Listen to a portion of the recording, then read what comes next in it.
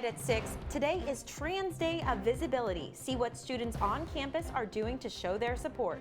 People made their way down to Byrd Library today for some good stories, but what they were checking out might surprise you. We flirted with spring today and over the past few days, but Mother Nature's not letting us go out on a date quite yet. I'm tracking some snow coming up. CitrusTV News starts right now. This is CitrusTV News live at 6, your campus news leader. Good evening and welcome to CitrusTV News. I'm Meghan Mistry. And I'm Brittany Muller. The sidewalk was covered in chalk today to show support of trans students. That's our top story. Trans Week of Liberation continues with Trans Day of Visibility today. The LGBT Resource Center held a table in Shine where students could send letters to elected representatives. Students could also pick up stickers and buttons on the quad. There will be a closed community dinner tonight for people who identify within the trans community.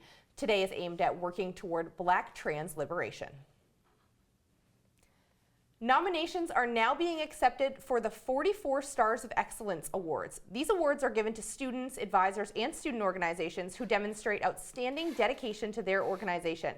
There are over 40 awards being presented, including the SU Spirit Award. Students and faculties can submit nominations through April 10th.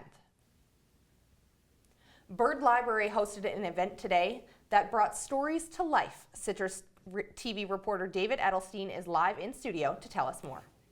Imagine picking up a book that interests you in a library and having the pages come to life. Not just black ink block letters on a yellowing page, but a book that you can interact with and learn from. I went to Byrd Library on the SU campus this afternoon to see how SU libraries brought stories to life. Byrd Library is full of information. Thousands and thousands of pages for people to read. But today, visitors have access to more than just the traditional printed book. They can check out a human book. I'll tell them my story, just to let them know that, yeah, life is hard, but don't give up. You can do it. Today, SU Libraries is hosting its 4th annual Human Library. People with different backgrounds volunteer to act as human books to share stories of their lives. Visitors can borrow a book for up to 20 minutes. The idea is to have a conversation and ask questions about the person's story. Everybody has layers, and we only see what's on the outside. It broadens everybody's views on the world, and you get to see, different backgrounds, different, ethnicities, and what different people have had to go through in life.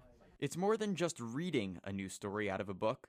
The Human Library gives readers a chance to engage with and learn from another person's life experiences. So you can learn more about other people in a way that you may not be able to otherwise. It makes you realize that we're all different, but we all have our ups and downs in our life. The Human Library event's not only about the books, it's also about not judging a book by its cover.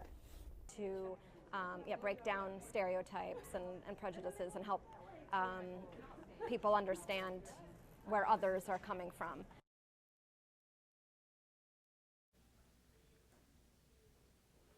The Human Library is a way to get different people to interact with each other and to encourage conversations between all different kinds of people that would not happen on a typical day.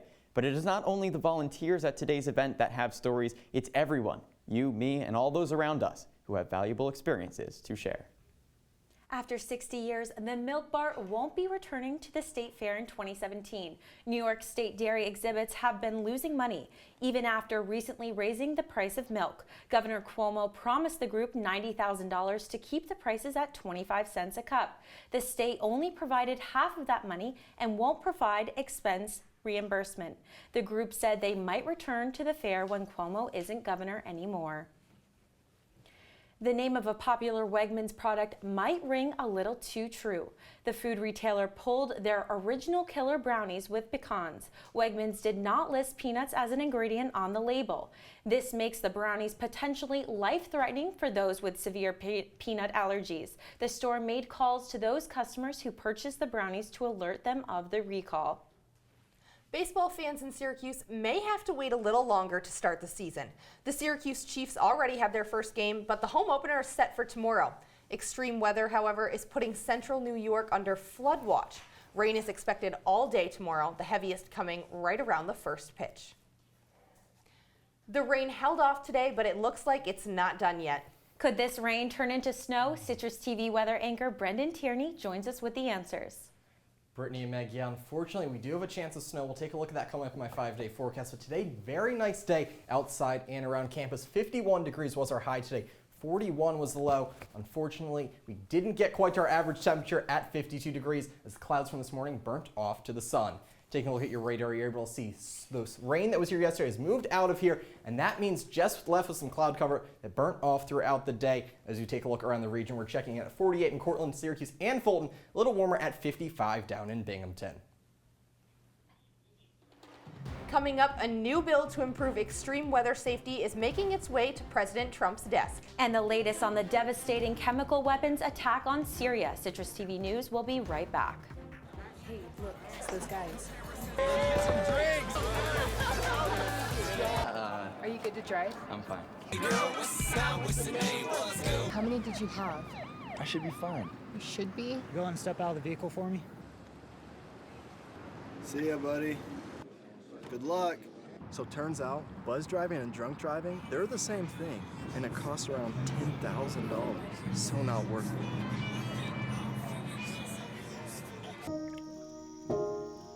This is the story of a boy who didn't talk for a long time. The boy liked things to always be the same. Any changes would scare and upset him. The unknown was an unfriendly place.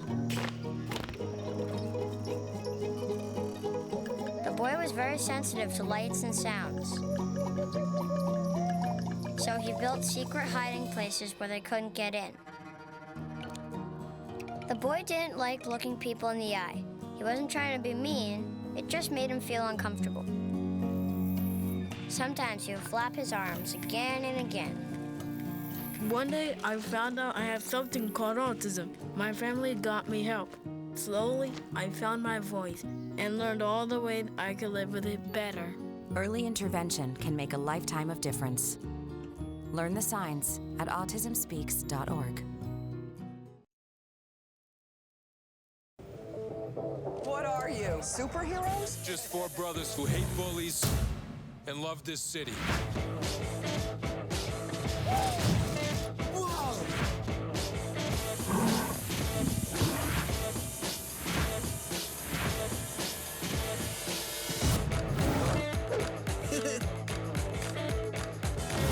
Gear up, guys.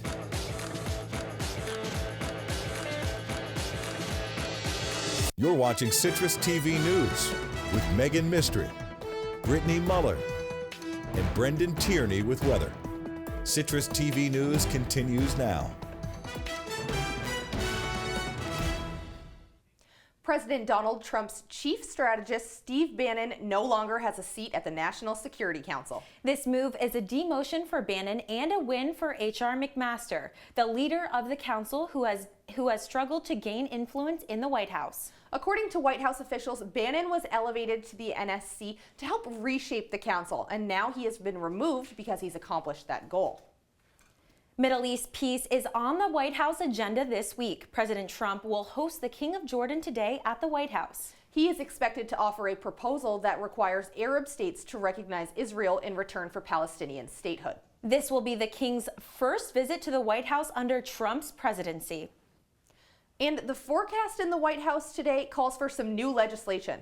The Weather Research and Forecasting Innovation Act of 2017 passed in the House yesterday. The NOAA and the National Weather Service will establish a number of programs to enhance forecasting and alerts.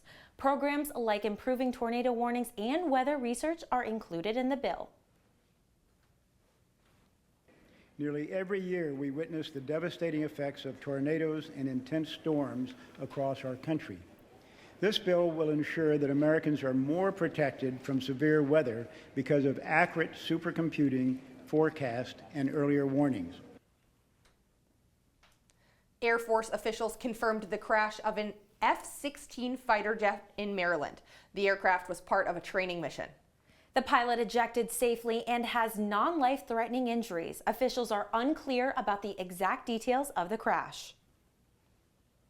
The Syrian Observatory on Human Rights reports that the death toll from yesterday's attack has risen to at least 72 civilians, including 20 children. Russia blamed Syrian rebels for the attack, contradicting testimony from doctors and eyewitnesses. Medical professionals say that more than 500 were affected by the gas used in the attack. Syrian military continues to deny any involvement in the attack. All the Syrian women and men that have only one word to say to us: Hudna, a ceasefire, and peace. And I think we have also collective responsibility as international community to be consistent, not only with our humanitarian efforts, but also with our political work to make sure that peace can be reached in the country with the help and the support of all of us. We have a responsibility to put an end to this war. In South America, rescue efforts are still underway in Colombia after a landslide hit the city of Mocoa on Saturday. Heavy rain caused the nearby river to overflow, triggering the landslide. Entire neighborhoods were swept away by the force of the current. Almost 300 people have been killed and just as many are still missing. The president is blaming climate change for this and the deadly floods the country saw last year. The royal family attended a service today for victims of the London terror attack. Prince William, Duchess Kate, and Prince Harry joined the victims in the British capital for a memorial service at Westminster Abbey. Prince William laid a wreath at the church's Innocent Victims Memorial that honors the victims of war around the world. From the Citrus TV Weather Center, this is SU's most accurate weather forecast. It was an absolutely beautiful day around campus today. Unfortunately, the rain that we saw yesterday is coming back. Taking a look at your surface analysis map, you're able to see low pressure in the middle of the country. That's going to be moving its way and flicking that high pressure out of here. That's bringing some flood watches and warnings with it that are in effect through Saturday. All the darker colors you're able to see are the watches. The lighter colors, that's where you have either a river, a pond, or a lake. Those are more likely to flood, so you have a flood warning in those locations. Good news is that's not moving in tonight. I mean, 41 degrees for your low tonight. Unfortunately, a bit of wind will be moving in before the storms and feel more like 32. Good news is the rain won't move in until early tomorrow morning. Bad news is, though, the rain will not be getting rid of those allergies you're feeling out there right now. Tree pollen is beginning to bloom this time of the year.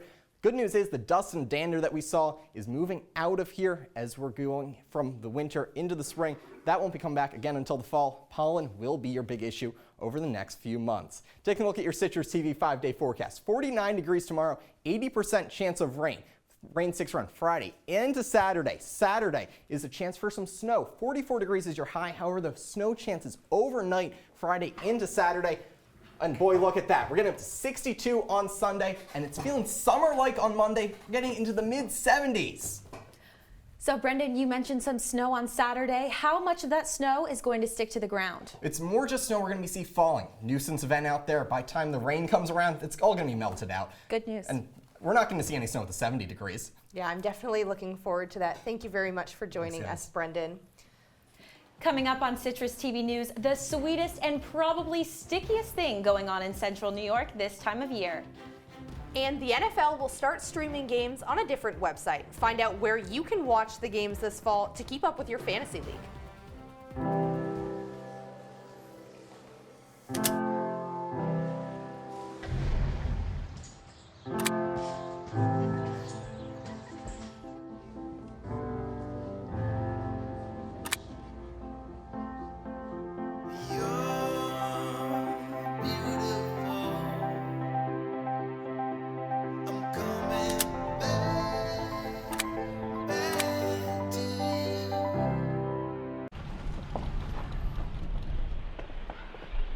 Got a quarter?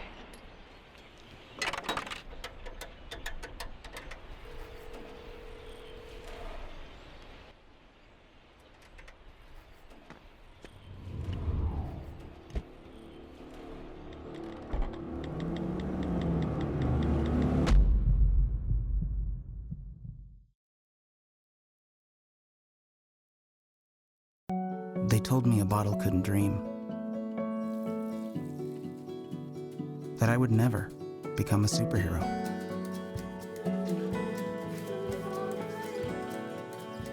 But I learned how to fly.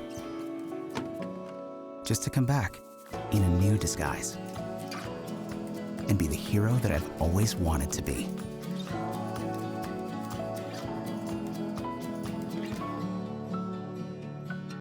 If you see news happening on campus, in Syracuse, or across the nation, call the Citrus TV newsroom, 315-443-1177, or tweet at Citrus TV News, your campus news leader. Welcome back. Maple syrup season is well underway, and for one upstate New Yorker, making maple syrup is more than just a day job, it's a lifestyle. Citrus TV's Jackie Prager went to Preble, New York to meet the Pied Piper herself.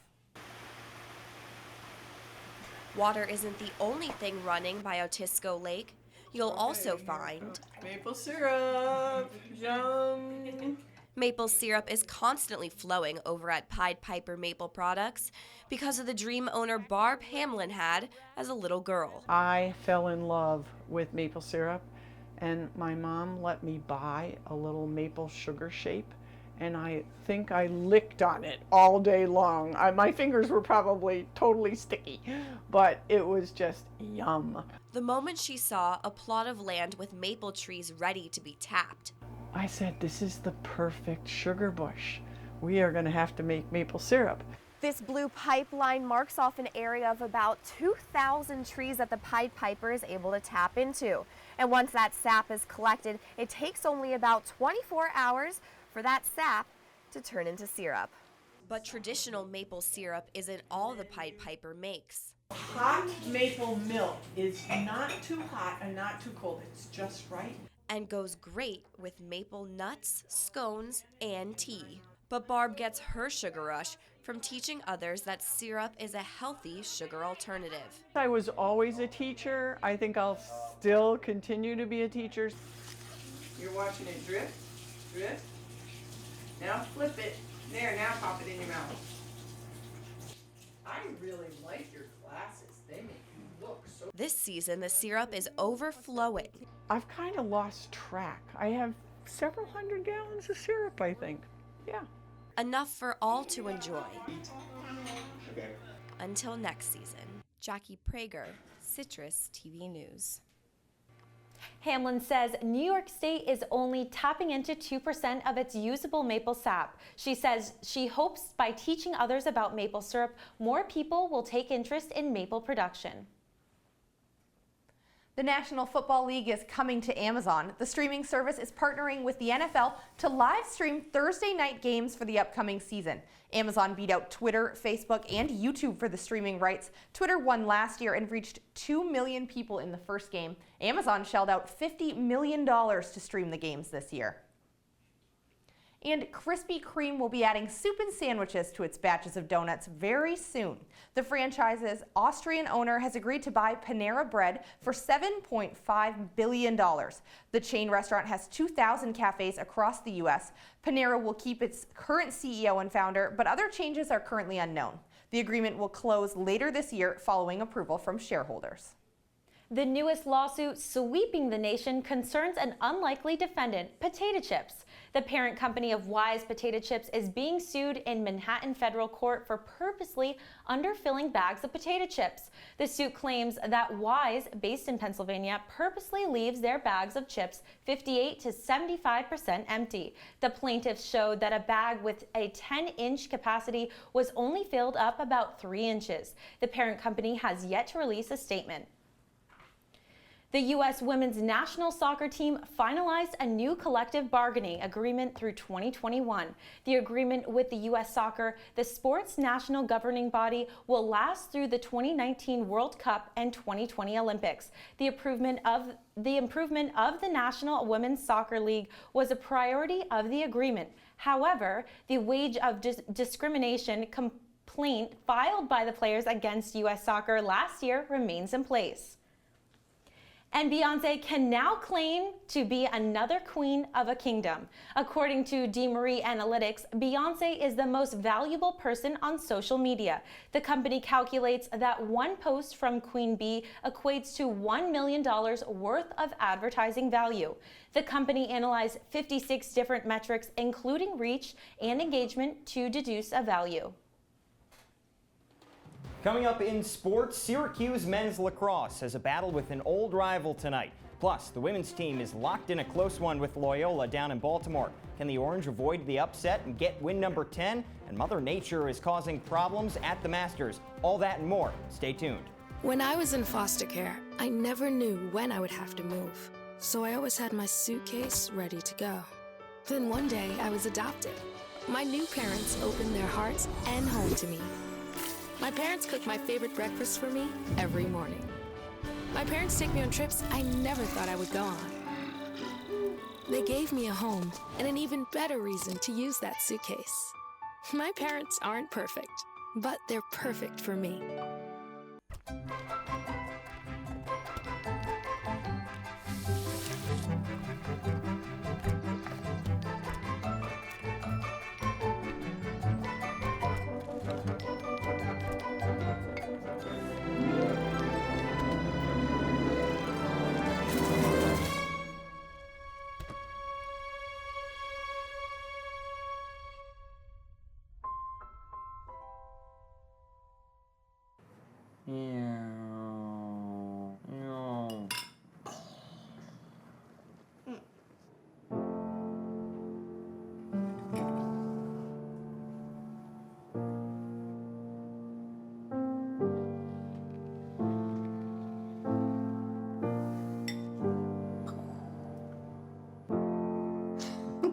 Visit aarp.org/caregiving for information on how to provide even better care for the person who wants to care of you.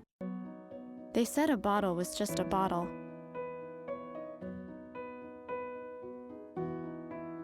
That no one would ever notice me.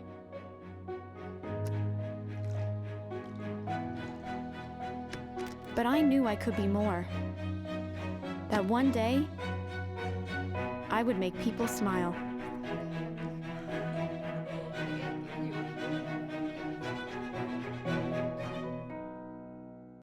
And now, your CitrusTV Sports Report.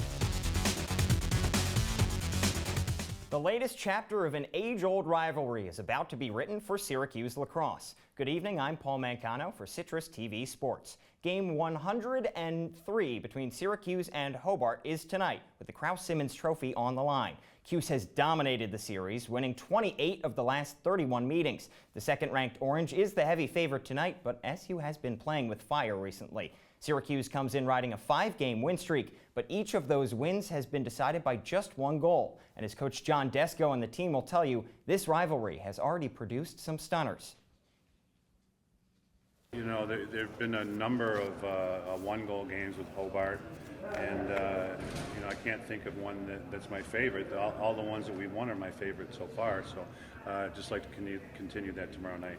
I mean, it's huge. I mean, especially in Division I in today's day, you know, you can't take any team lightly, and especially a rivalry like this. You know, I've heard a lot from the guys, and you know, I'm excited to get down there. I heard it's a pretty crazy rivalry, and you know, I'm looking forward to it. The Orange looks to win its 4th straight game against the Statesmen tonight. Game starts at 7 o'clock in Geneva. Syracuse women's lacrosse is also on the road this evening. The Orange is down at Loyola looking for win number 10 in what's been a rocky season so far. Cuse is fresh off a 10-9 win over Duke, but hasn't won back-to-back games since the beginning of March. Right now, Syracuse has a slim 9-7 lead in the second half. Junior Riley Donahue has 3 of SU's goals. The Orange is hoping to win its 2nd game away from the Carrier Dome this season. Well, the season opener for the Syracuse Chiefs is in jeopardy. A deluge of rain threatens to wash out the Chiefs' first game of the season at NBT Stadium tomorrow. 2 or more inches of rain are being predicted for Syracuse between tonight and Friday. That would run right over the Chiefs' 2:05 first pitch tomorrow. But the Chiefs will cross that bridge when they get to it. Right now, all 4 games of the team's opening series against the Rochester Red Wings are scheduled to be played on time. Well, bad weather has already shut down the Masters' annual Par 3 contest for the first time in its 58-year history. The lighthearted precursor to the first major of the year has just begun when it was suspended, then canceled due to impending rain. The Masters tournament itself starts tomorrow. Newly named #1 golfer Dustin Johnson comes in the favorite, but he injured his back today after taking a serious fall on a staircase. He's hoping to play tomorrow. Well, rain will not be an issue for either New York baseball team in their games tonight. The Yankees are under the roof at Tropicana Field to take on the Rays. Meanwhile, sunny skies are the prediction in Queens tonight as the Mets get set to do battle with the Braves. Both the Yanks and the Mets are looking to win their first series of the season over their divisional foes. Both games get underway just after 7 o'clock. And New York teams will make appearances in the only 2 NHL games of the night. First, the Sabres host the Canadiens at 7:30. Buffalo is just playing for pride at this point, having been eliminated a while ago, but the Rangers are gearing up for the postseason. New York has already clinched a playoff spot and will most likely meet the Montreal Canadiens in the first round next week. They face the NHL best Capitals at 8 o'clock tonight. So, Paul, is the men's lacrosse team in for a trap game today? You know, it's going to be tough. At this point, they've won so many straight one-goal games, and this series has really produced some good games in the past. Obviously, Syracuse comes in the much better team as the second-ranked team in the nation, but you never know when you're facing Hobart. All right. Well, thank you very much, Paul. Thank you, guys. Coming up, we'll have one last look at weather. Stay tuned.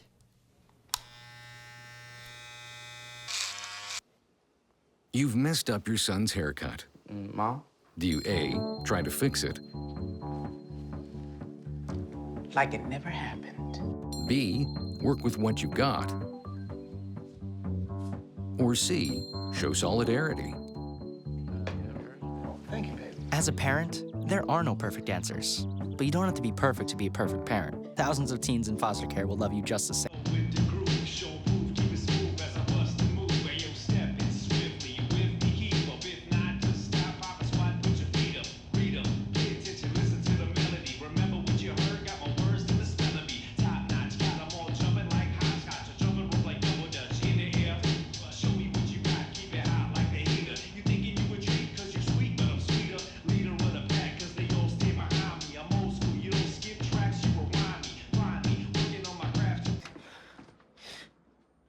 Your daughter just had her first breakup. Do you A, put yourself in her shoes? B, console her? Don't worry, sweetie. This is gonna happen a lot. Or C, find her a new boyfriend? Nice, single boys. That was weird. As a parent, there are no perfect answers. But you don't have to be perfect to be a perfect parent. Thousands of teens in foster care will love you just the same. Welcome back to Citrus TV News. Let's take a look at your day planner for your Thursday. 46 degrees at 9 a.m., 49 by noon, down to 65 around 6 p.m. It will be breezy with periods of rain throughout the day. We do have the aerial flood watch in effect until Saturday, so definitely keep an eye out. The rain's going to be arriving around 4 or 5 a.m. If you want to call that early morning, late night, whatever you guys want to. I have to say, Brendan, I've been enjoying this warm weather. Now, is this warm weather going to stick around next week? Unfortunately, it's disappearing when the rain's here, but Sunday, Monday, we're up in the 70s and sticking around at least through next Thursday, guys. So good news. Thank you. Such good news. I'm really looking forward to that. Well, coming up on OTN, On the Bench, followed by Syracuse Stories at 7. Citrus TV Noticias is on after that at 7:30. For the full schedule, visit CitrusTV.com.